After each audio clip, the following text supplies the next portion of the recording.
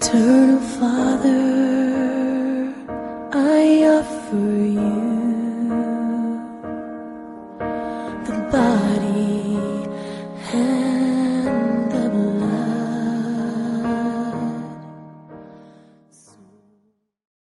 Bwana asifiwe.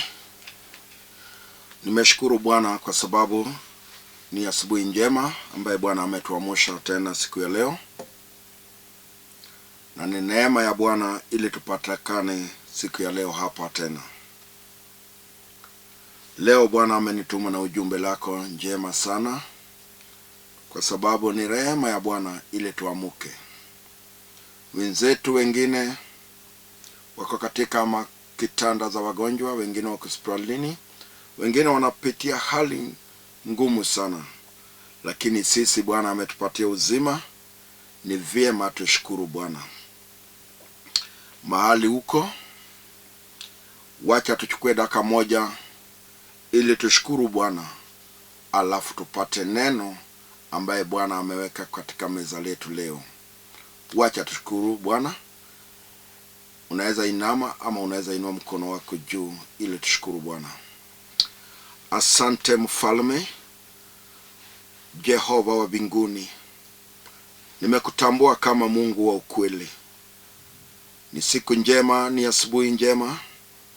Umeandaa ujumbe ambao umenituma naye hapa. Tazama huyo mama, tazama huyo kijana, tazama huyo ndugu. Bwana, tazama wale wako safarini, tazama wale wanaenda kazini, tazama wale wako biasharani, na tazama kila mtu. Nimechukua nchi ya Kenya pia nimeweka katika mkononi mwako. Nimechukua wafanyakazi wote wa TV nimeweka katika mkononi mwako. Mungu wa rehema, nimechukua familia yangu wote nimeweka katika mkononi mwako. Bwana, sikia ombi langu asubuhi ya leo, na mengi ambaye tunaenda kunena, unipatie upako na mafuta, na ile nitanena itoke katika kwako Jehova mbinguni. Kwa hayo machache nimeomba na kuamini. Amen. Asante sana ndugu, asante sana mama, asante sana kijana. Ni siku njema ambaye Bwana ameandaa hii mkutano yangu na wewe asubuhi ya leo. Bwana ako na ujumbe kwa mwenye anafadhaika moyo, mwenye anahangaika moyoni, mwenye anasumbuliwa, mwenye ako na uchungu ndani ya moyoni mwake.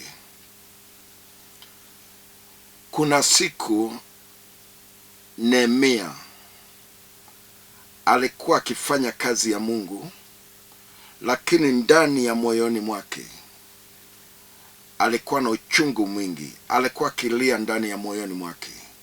Kuna wakati akiwaza mambo ya boma yao, mambo ya familia yao, mambo ya kazi yake, mambo zake, anaanza kukuwa na huzuni, kwa sababu alikuwa ameona kama amefika mwisho. Amefika mwisho. Aliomba mpaka anaona kama hakuna jibu inakuja. Lakini wacha nikueleze leo, Bwana ambaye ameniweka hapa asubuhi atakuponya moyoni mwako. Moyoni mwako haitakuwa na uchungu. Najua umekosa kuamini sasa, umekata tamaa. Lakini nitaongea na mwenye tamaa yake amekosa tamaa, mambo yake imefika mwisho. Ameona kama Bwana amujibu. Amekosa tamaa mpaka tumaini yake imeisha. Lakini Bwana ataregesha tumaini yako leo, kwa sababu hiyo ndio jumbe ambaye Bwana amenituma naye, kwa sababu umelia, umehangaika, moyoni mwako haina amani. Nehemia Bwana aliongea naye. Bwana alimuona. jinsi Bwana anakuona sahihi. Bwana alimuongelesha jinsi Bwana anakuongelesha sahihi. Umepitia hali ya mlima na mabonde, lakini Bwana ambaye ameniweka hapa amekuona, ameona machozi yako, anaona moyoni mwako, ameona jinsi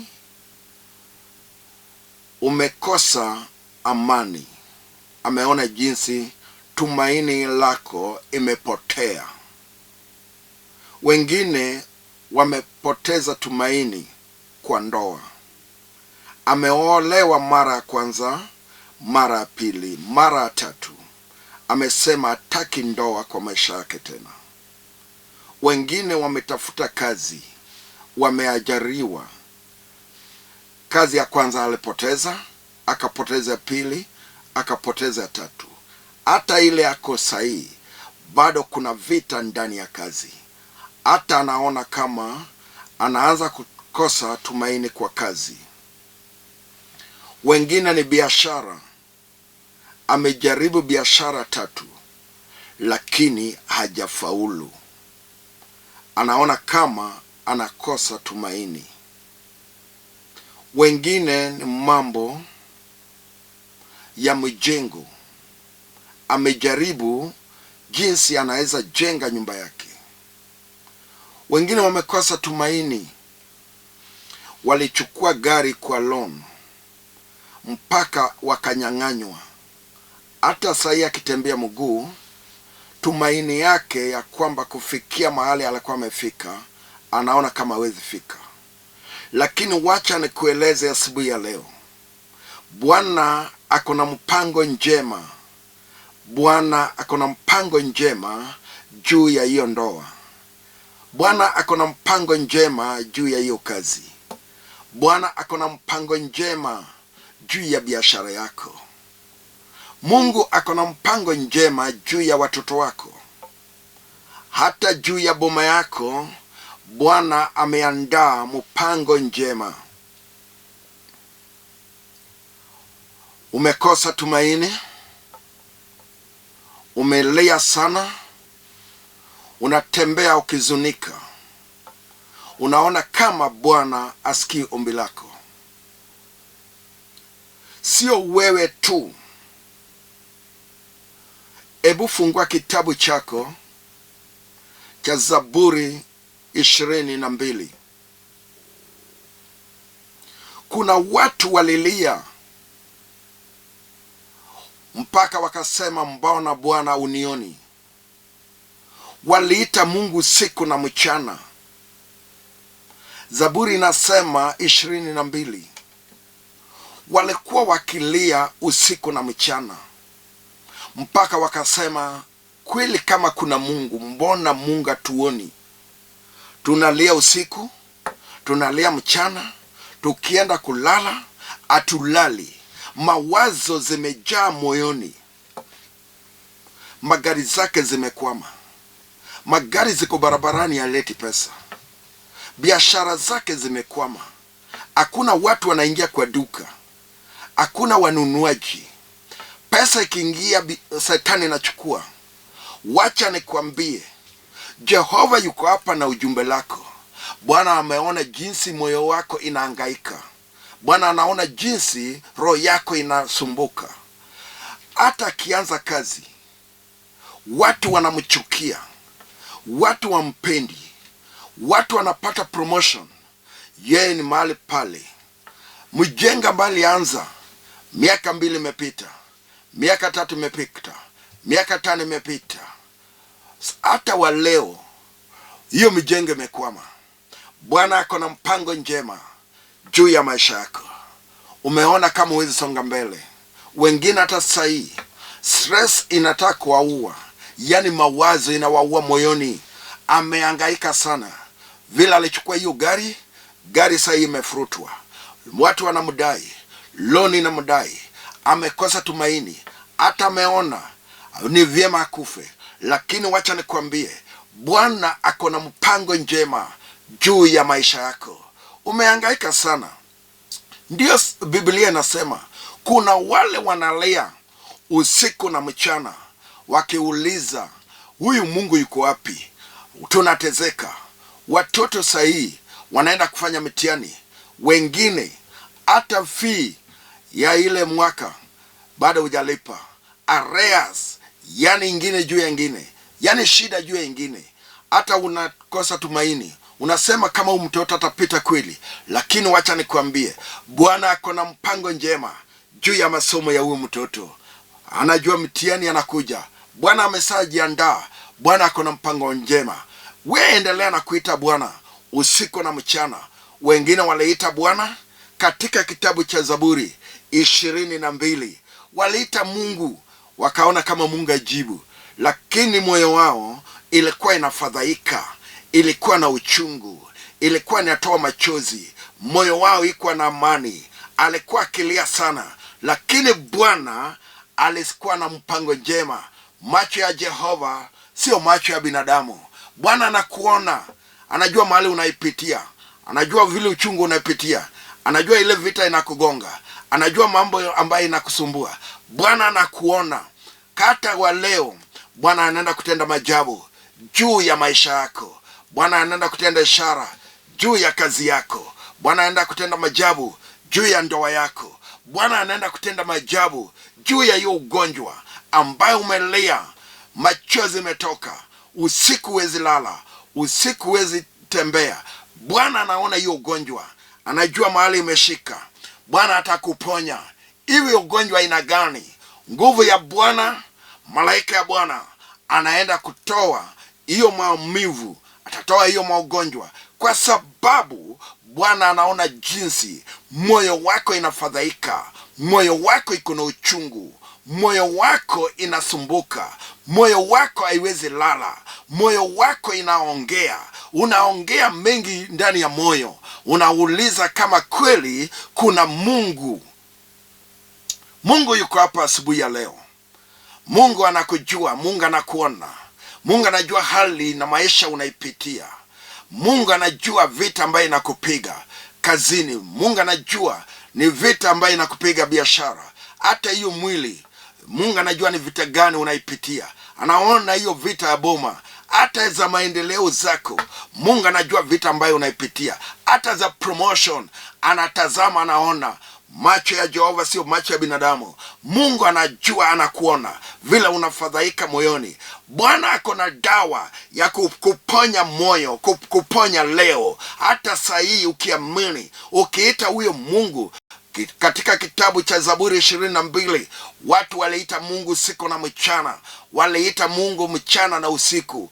Wakuwa wanalala, walikuwa wana complain kama kweli kuna Mungu. Wacha nikueleze, kuna Mungu ya ukweli. Mungu ambaye anaponya moyo, Mungu ambaye anainua watu, Mungu ambaye anafungua biashara, Mungu ambaye anafungua mlango. Mungu huyo yuko hapa leo.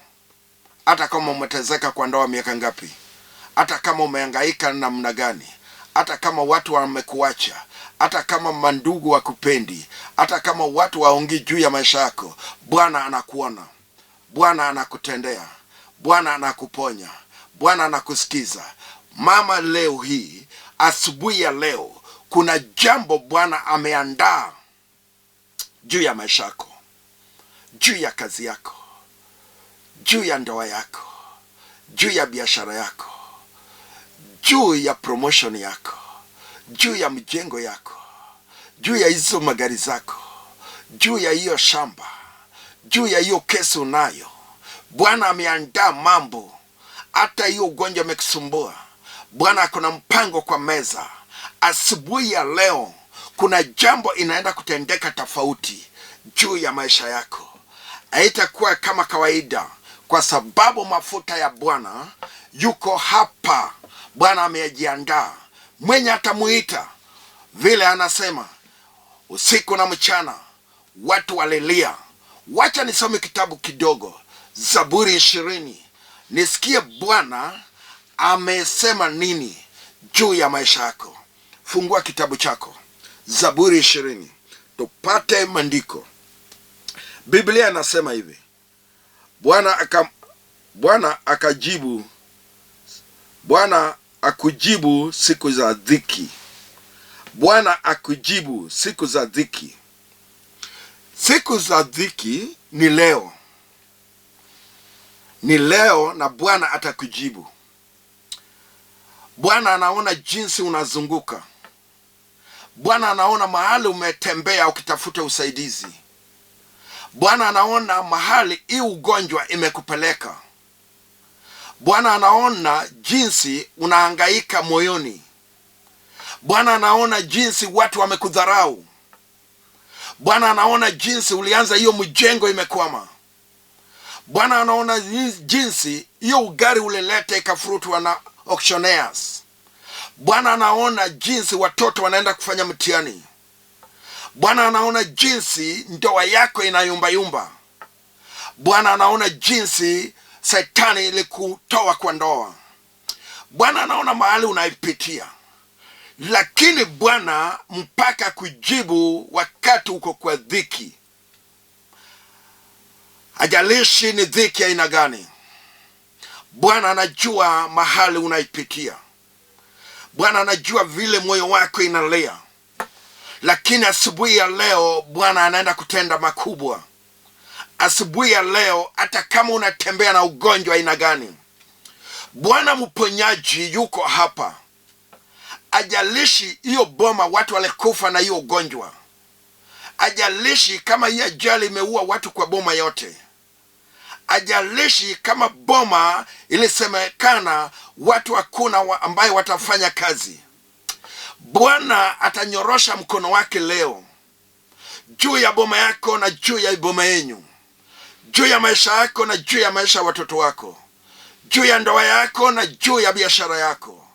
Ajalishi umehangaika na hiyo shida kwa miaka ngapi, Bwana akona mpango njema. Mpendwa, ebu amini leo. Mama, amini mahali huko. Hata kama ni ugonjwa aina gani, Bwana ataongoa, kwa sababu Bwana anaona machozi yako. Hata kama ni vita ya boma, Bwana atamaliza, kwa sababu Bwana anaona dhiki ambayo unaipitia. Hata kama ni vita aina gani kazini, Bwana atamaliza, kwa sababu anaona dhiki ambayo unaipitia. Bwana atakujibu leo kwa dhiki ambayo unaipitia. Mpendo wa mahali huko, hebu tazama dakika moja. Kuna jambo gani unaipitia?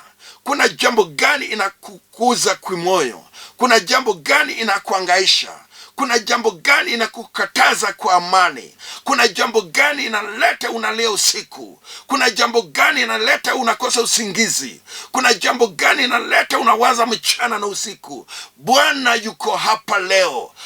Huyo ni daktari mkuu. Atakuponya kwa kila jambo. Ajalishi hiyo shida ni ya miaka ngapi. Ajalishi hiyo vita ni ya miaka ngapi. Ajalishi hiyo jambo ni ya miaka ngapi. Ajalishi hii jambo ni ya muda gani. Bwana atakutendea.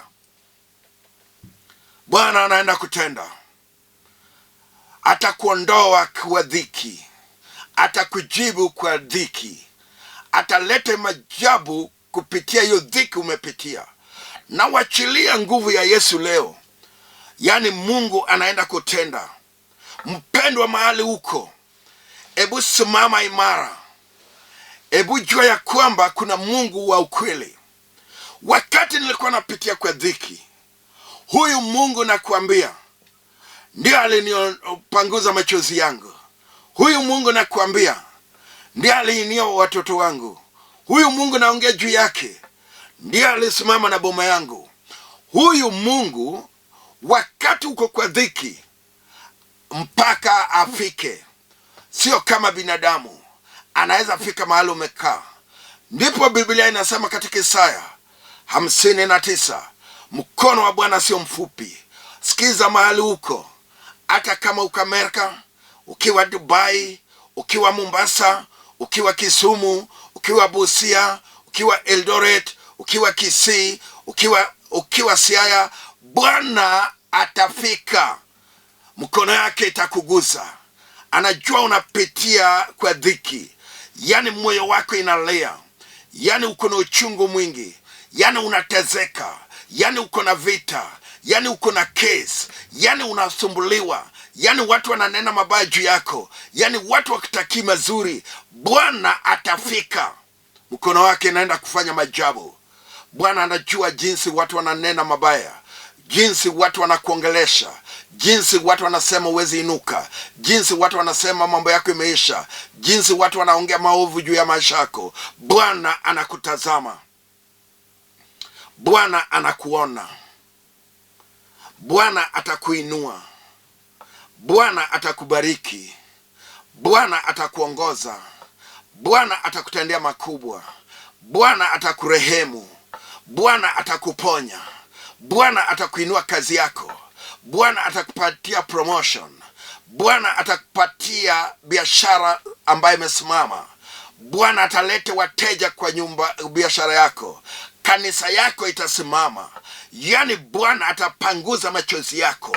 Moyoni mwako imelia sana, umekuwa na huzuni kwa miaka nyingi, umetezeka na hiyo ugonjwa kwa muda mrefu, umehangaishwa kwa mambo mengi kwa muda mrefu, lakini Bwana huyu naongea juu yake atasimama na wewe asubuhi ya leo. Ajalishi umepitia hali gani, ajalishi watu wamenena mabaya juu yako, ajalishi watu wameongea nini, ajalishi biashara yako ilianguka miaka ngapi, ajalishi biashara gani unafanya, Bwana akinyorosha mkono, mambo itabadilika. Yani mambo itakuwa tofauti. Mpendwa, mahali huko, Bwana anaenda kutenda makubwa juu ya maisha yako, juu ya hawa watoto, juu ya huu bwana yako, juu ya hii kazi yako, juu ya ndoa yako. Ajalishi umetamani mtoto kwa miaka ngapi, Bwana anaenda kuacha mlango wazi. Leo hii, asubuhi ya leo, kuna muujiza inaenda kutendeka juu ya mwili yako. Hata kama ni ugonjwa ina gani, hata kama madaktari waioni, Bwana anaenda kukuponya. Ajalishi umezunguka miaka ngapi na hii ugonjwa, ajalishi kama ulizaliwa naye, ajalishi kama ulipata ukiwa mkubwa, ajalishi kama mtu alikutumia ugonjwa, ajalishi kama ulirogwa, ajalishi ni ugonjwa ina gani, na wachilia nguvu ya Yesu juu ya hiyo ugonjwa, juu ya maisha yako. Ikuache uhuru leo, kwa sababu Bwana anaona jinsi unatezeka. Atakuondoa kwa dhiki, atakujibu leo. Ajalishi biashara imeanguka miaka ngapi, Bwana anaenda kuachilia wateja leo. Biashara yako itaamuka tena, kwa sababu yeye haifanywi na bishop, haifanywi na apostle, haifanywi na reverend, haifanywi na pastor, inafanywa na Jehova. Yeye akisema natenda, hakuna binadamu atapita mbele yake. Hii kesi yako itaisha. Hii kesi ambayo unaye imekuzungusha, imekusumbua, miaka enda miaka rudi, mnakuwa kotini, lakini kuanzia leo na kutangazia kwa jina la Yesu, hii kesi itaisha, kwa sababu Bwana ameona jinsi moyo wako imesunguka, moyo wako inahangaika, moyo wako inalea juu ya hiyo kesi. Bwana anaenda kufanya maajabu. Ajalishi unapitia hali gani, hata kama ni kazi, umezunguka na mabarua, ukienda hapa kuna kazi, lakini wacha na kuachilie.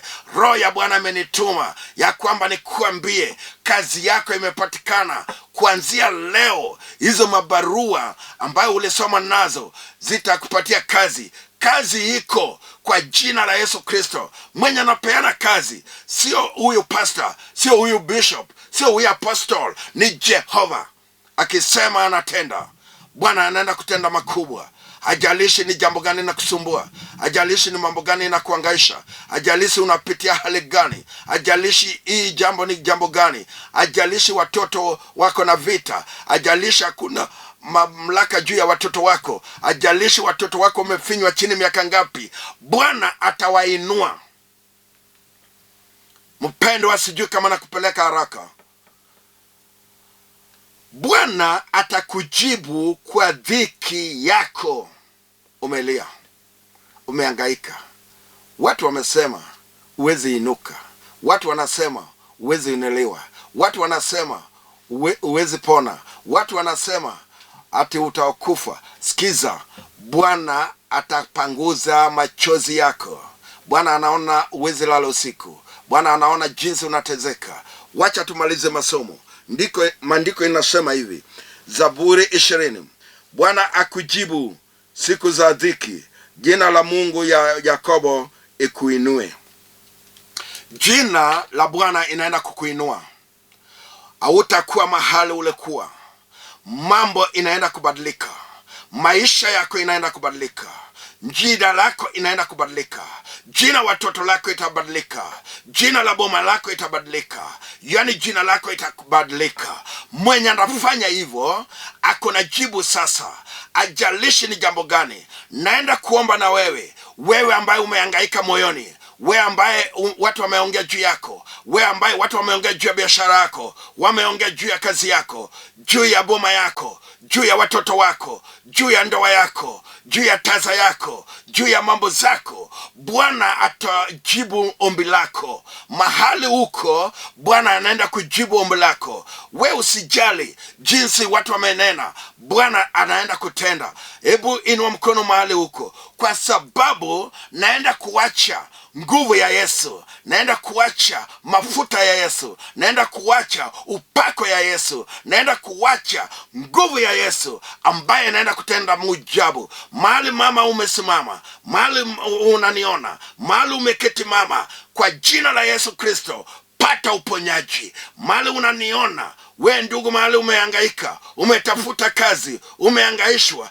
kwa jina la Yesu Kristo pokea chenye umeomba, pokea chenye umetafuta, pokea chenye imekusumbua, pokea chenye unahitaji. Bwana anaenda kutenda. Ajalishi ni jambo gani linakusumbua. Naenda kuacha nguvu ya Yesu sasa. Nimejua umesikia neno. Bwana atakujibu. Anza kuomba. Bwana atakujibu. Anza kuongea na yeye. Bwana atakujibu. Mwambia huyo Bwana jambo.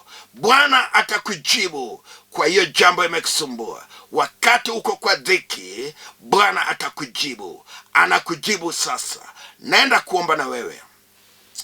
Bwana, katika jina la Yesu, umesema katika kitabu utatujibu wakati tuko kwa dhiki. Wewe sio Mungu wa uongo, wewe ni Mungu wa ukweli.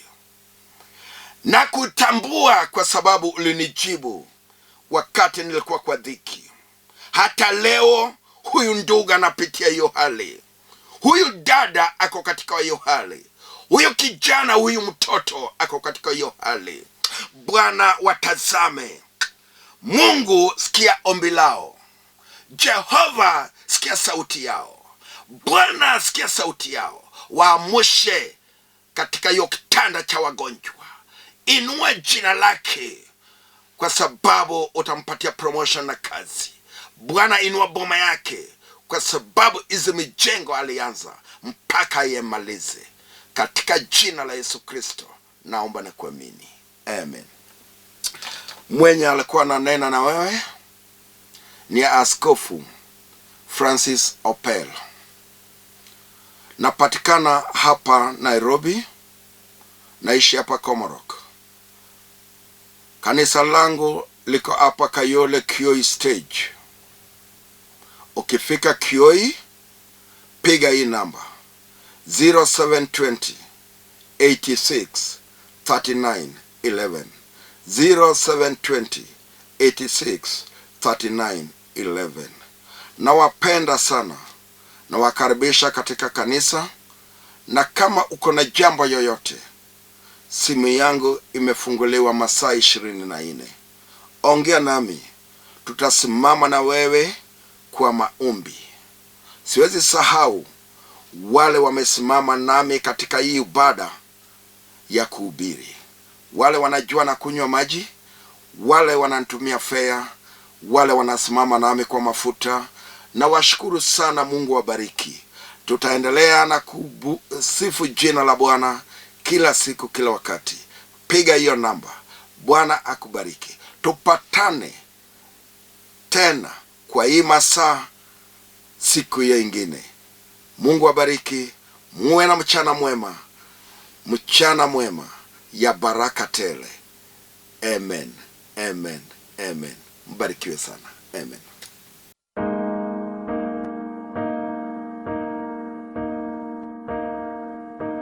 Eternal Father,